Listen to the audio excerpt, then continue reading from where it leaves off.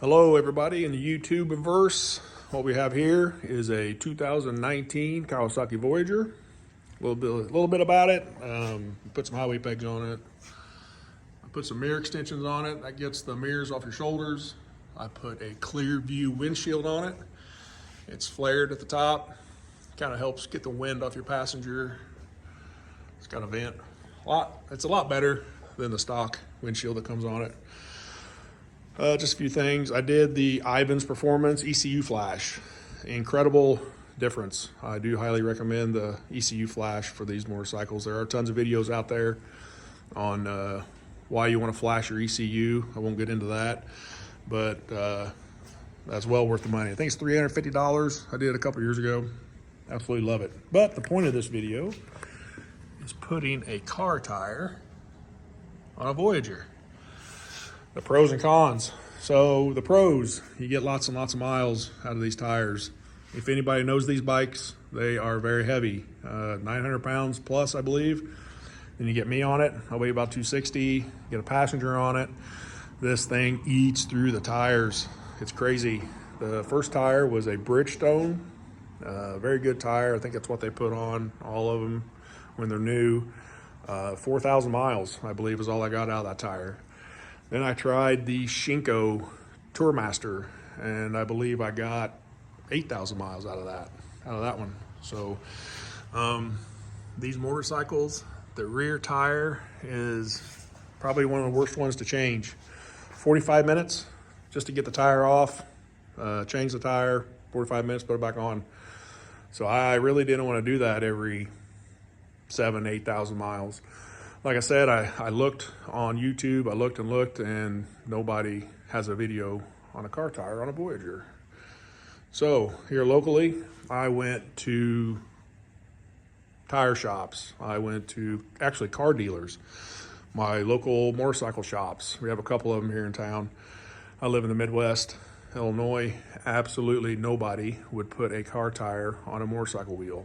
So I got on YouTube, watched some videos on how to change a tire by hand, bought some tire spoons, bought a balancer, and I learned how to do it. And it's really not that bad. The sidewall of a car tire is a lot softer than the sidewall of a motorcycle tire.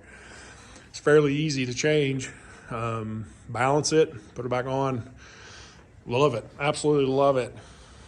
Some of the cons, when you're going down the road and you go around a turn, the bike wants to upright. That's probably the best way that I can explain it. So when you go around a turn, you feel it kind of fighting you.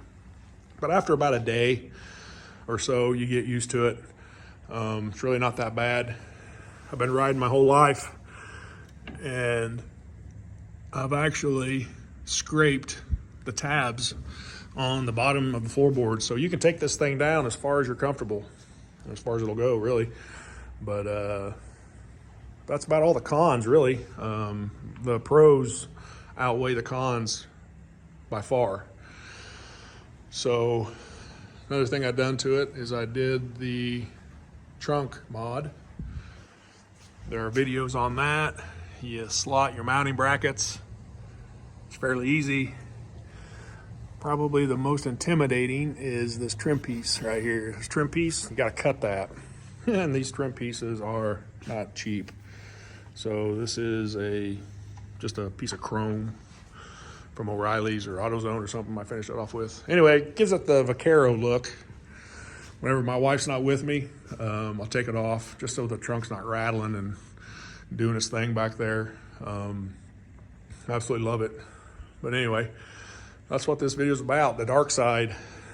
Also thinking about the front tire. If anybody has ever read about or watched videos, this tire's about done. Putting double dark side, putting the rear tire on the front. I don't know, I might try that. So anyway, that's what this video is about. Putting a car tire on a Voyager.